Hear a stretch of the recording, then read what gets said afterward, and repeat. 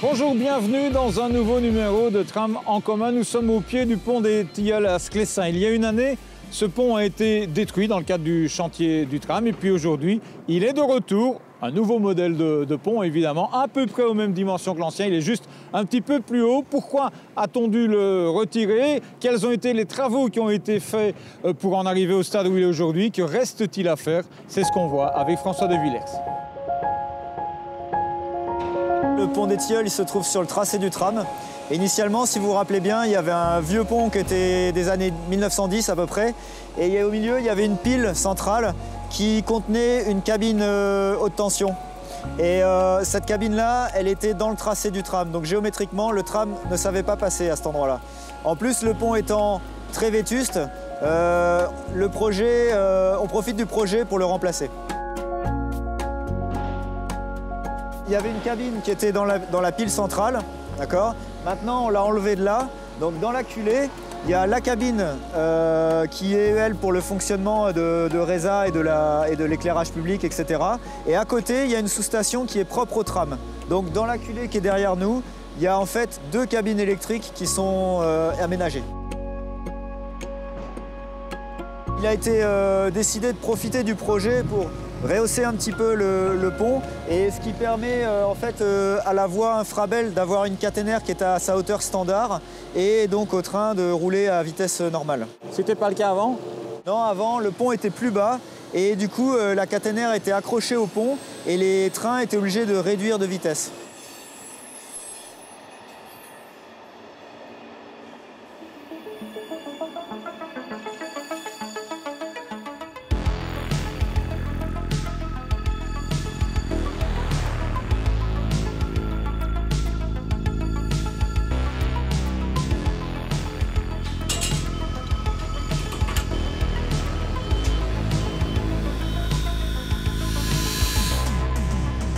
Il y a eu 16 poutres de posées durant cette opération. On a commencé par les 8 poutres qui sont au-dessus de la route. D'accord? Donc ça, c'était dans la nuit de vendredi à samedi. Et dans la journée de samedi, après avoir coupé la voie infrabel, donc les trains, on a posé les 8 poutres suivantes. Elles ont voyagé donc chacune sur un convoi exceptionnel, donc c'est pour ça qu'elles ont voyagé le vendredi soir.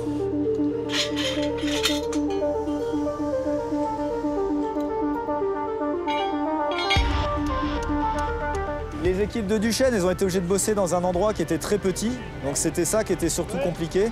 Vous voyez qu'il y a un bâtiment qui est juste à côté, que le pont il est quand même assez encaissé entre la colline de Cointe et le bâtiment qui est de l'autre côté, donc il y a vraiment pas beaucoup d'accès. Et puis il y a cette densité d'usagers, puisqu'il y a beaucoup de gens qui cheminent ici pour aller jusqu'à la gare des Guillemins à pied, donc il faut maintenir l'accès. Il y a la proximité de la sortie de l'autoroute qui fait qu'on est dans une zone qui est quand même assez critique au niveau circulation, donc tout ça c'est à prendre en compte. Et le fait qu'il y ait les voies ferrées et la route qui soit juste à côté. On a posé les poutres sur des appuis provisoires que vous voyez, ce sont les appuis métalliques, d'accord, pour qu'elles soient vraiment bien réglées puisqu'elles sont indépendantes les unes des autres. Le travail qui a été fait depuis ce week-end, c'est le ferraillage des clavetages, les zones de clavetage, c'est-à-dire les zones qui vont relier les poutres entre elles, qui vont être coulées ce début de semaine.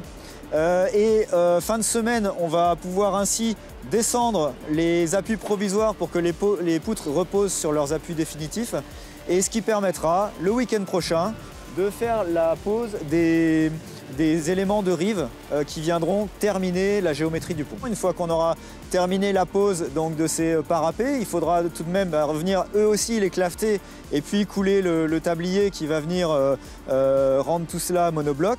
Et après, il y a toute la partie liaison avec les chaussées, donc c'est les dalles de transition qui viennent de part et d'autre de l'ouvrage. Et après, il y a la partie équipement qui comprend donc tous les garde-corps, parce que là, c'est un pont qui est au-dessus d'une voie infrabel, donc c'est des garde-corps spécifiques qui répondent à un cahier des charges précis. Et toute la partie étanchéité, mise en place des bordures, de la voie, etc. pour que, à la fin, les gens puissent venir rouler dessus. Ce travail-là, on a une idée du temps qu'il peut prendre? Oui, ça va nous emmener jusqu'au mois de mars. Quand on est arrivé ici avec ce pont, en haut, la voie avait été réduite parce qu'il était vraiment vétuste. Il n'y avait qu'un sens de circulation et c'était interdit aux poids lourds. Maintenant, il va y avoir 2 voies de circulation de 3,50 m qui vont être pour tous les usagers de la route normale, et il y aura 2 trottoirs de 2 mètres de chaque côté pour la circulation des piétons. Voilà pour ce tram en commun consacré à la reconstruction du pont des Tilleuls, une reconstruction et un pont qui n'ont désormais plus de secret pour vous. Merci de nous avoir suivis comme chaque semaine, et puis comme chaque semaine, je vous dis à la semaine prochaine. Le tram, on l'a toutes et tous en commun.